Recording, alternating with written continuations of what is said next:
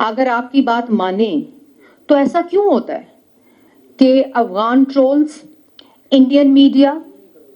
جو باہر تمام سازشی عناصر پاکستان کے خلاف ہیں،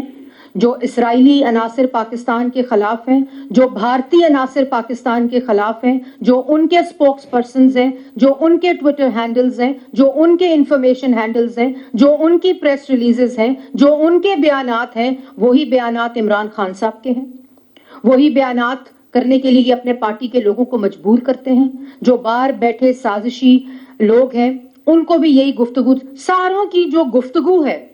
اس کا پیرایا، اس کی لینگویج، اس کی بد زبانی ایک ہی طرح کی ہوتی ہے. چلیں وہ بھی مان لیا کہ وہ ایک ایسے ہی ہو گیا، حسین اتفاق ہے، لیکن پھر ایسے کیوں ہوتا ہے کہ کسی بھی اکاؤنٹ کو، اپنے اکاؤنٹ کو آپ ڈسون نہیں کرتے، کسی بھی ٹویٹ کو، کسی بھی بیان کو آپ لوگ ڈسون نہیں کرتے، کسی بھی ایسے عناصر کو جس کے بیان سے ملک اور آپ ملک دشمنی اور آپ کے بیانیے کا آپس میں شبہ ہو، آپ اس کو ڈسون بھی نہیں کرتے، آپ اس سے انکار بھی نہیں کرتے. آزادی رائے کی تفریق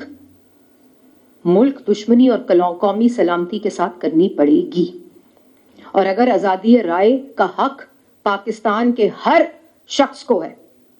ہر شخص کو یہ آئین حاصل، یہ حق حاصل ہے، تو پھر اس کا غلط استعمال، اس سے تجاوز کرنا کی سزا بھی آئین بتاتا ہے، اور بڑی واضح سزا بتاتا ہے. تو پھر بھی وہ ہر کسی کے لیے ہوگی، جو اس لائن کو کراس کرے گا اس کے لیے وہی سزا ہوگی جو آئین میں درج ہے، کوئی تفریق نہیں ہوگی. پھر اس کے بعد افواج پاکستان، تم ہندوستانی میڈیا کے ساتھ مل کر، تم ہندوستان کے سپوکس پرسنز کے ساتھ مل کر،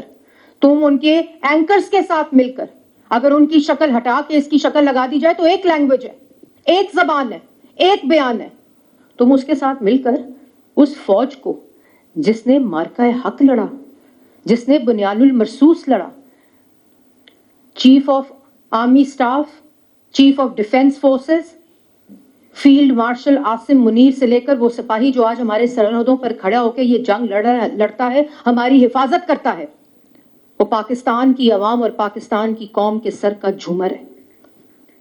تم اپنی بکواس کر کے، تم اپنی گندی زبان استعمال کر کے، تم اپنے بھیانک ملک کے خلاف سازش کر کے تم فوج کو کنٹروورشل بناتے ہو، فتنہ فساد مچاتے ہیں. کیا کیا 9 مئی کو انہوں نے؟ پہلے بلٹ اپ کیا، صرف اپنی کرپشن، اپنی سیاست اور اپنے اعمالوں کو چھپانے کے لیے 9 مئی کیا. شہیدوں کے مجسموں کی بے حرمتی کی، تنصیبات پر حملے کیے، شہیدوں کے مجسموں کو نیچے پھین کر ٹھڈے مارے. وہ شہید جو دن رات ہماری حفاظت کے لیے اور اپنی جانوں کے نذرانے دیتے ہیں، ان کو کنٹروورشل بناتے ہو. تو تم سیکیورٹی تھریٹ نہیں ہو، اور میں یہ کہنا نہیں چاہتی، لیکن آئین ایسے آدمی کو غدار کہتا ہے.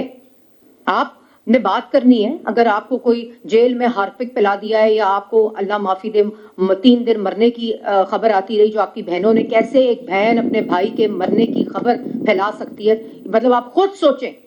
کہ ان کی ذہنی حالت کیا ہے. لوگوں کو بے وقوف بنائے